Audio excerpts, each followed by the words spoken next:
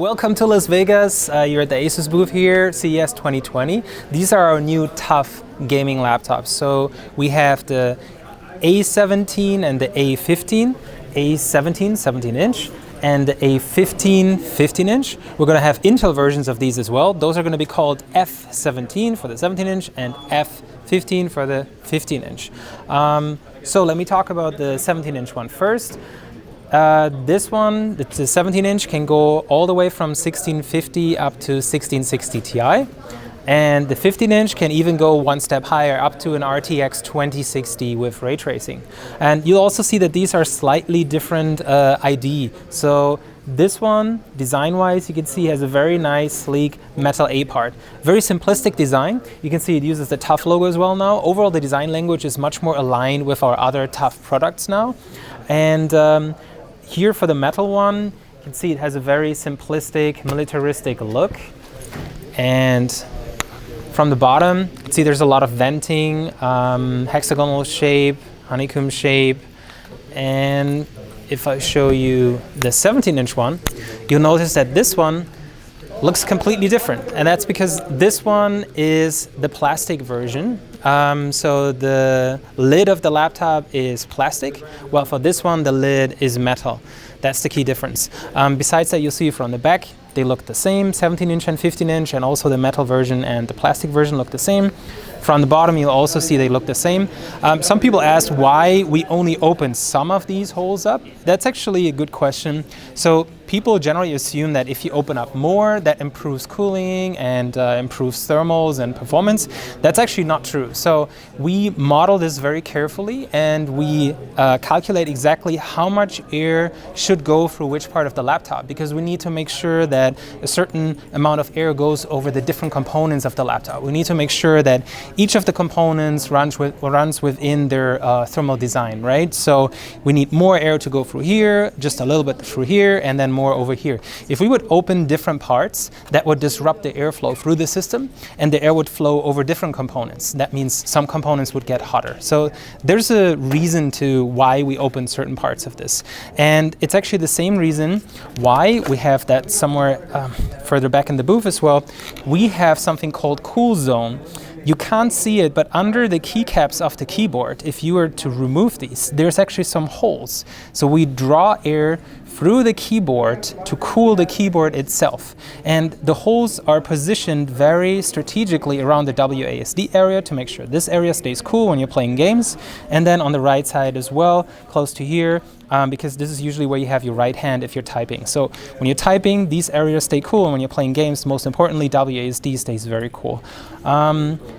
Really cool compared to the previous TUF series. We now have dedicated touch buttons on the touchpad. And on this one, you can't see it so well, so let me get the 15-inch one. You notice that here at the top, the bezel has been cut on the sides. So we actually shaved off some of the dimensions, some of the form factor compared to the 505, the previous version, the current one you can buy right now. The next one, the 506, this one is gonna have, and the 706, we made the bezel slimmer over here, and overall the form factor is more compact. We reduced the dimensions by around 8%. It's not a whole lot, but you know, every little helps. It makes the laptop more compact, smaller, and the keyboard stretches all the way from left to the right. You still have your numpad, which is pretty nice. People are gonna appreciate this if they type in a lot of numbers. And right, panel-wise, on this one, it goes up to 144 Hertz, which is really cool for a price performance model. So our TUF gaming laptops are the best price performance for gaming for our series. And up to 144 Hertz with dynamic refresh rate adjustment, so adaptive sync. You might probably know it as VRR, variable refresh rate. So that means the refresh rate varies between 60 and 144 based on what the FPS is at in your game. So you don't get any tearing, and you don't get any stuttering from the frames suddenly dropping or switching quickly from one rate to another.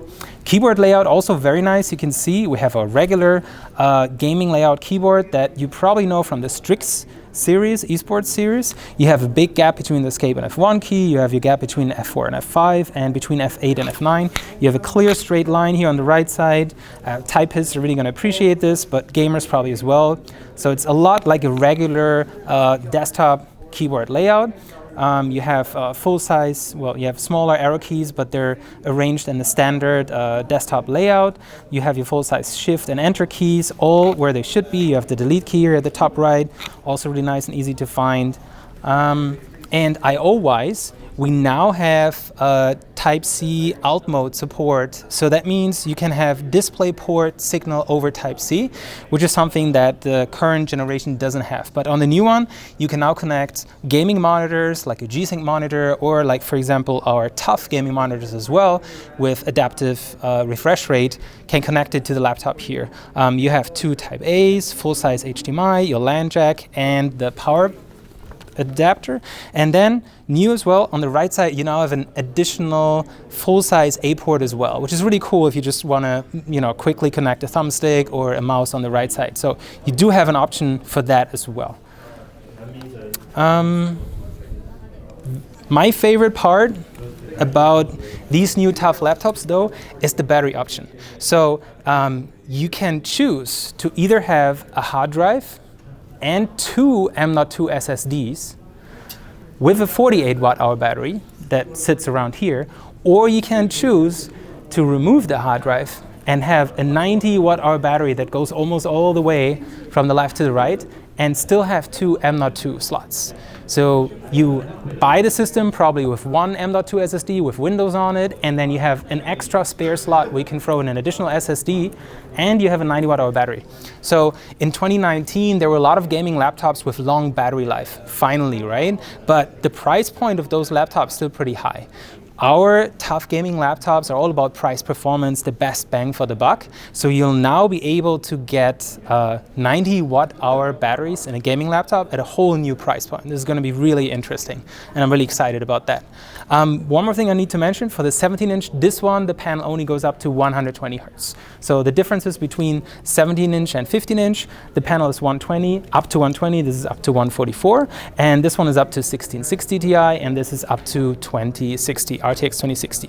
Of course, the AMD Mobile Ryzen 4000 series, very important as well. These are all based on the new 7nm AMD Mobile 4000 series. It's the first x86 CPU made in 7nm. AMD is really proud of it.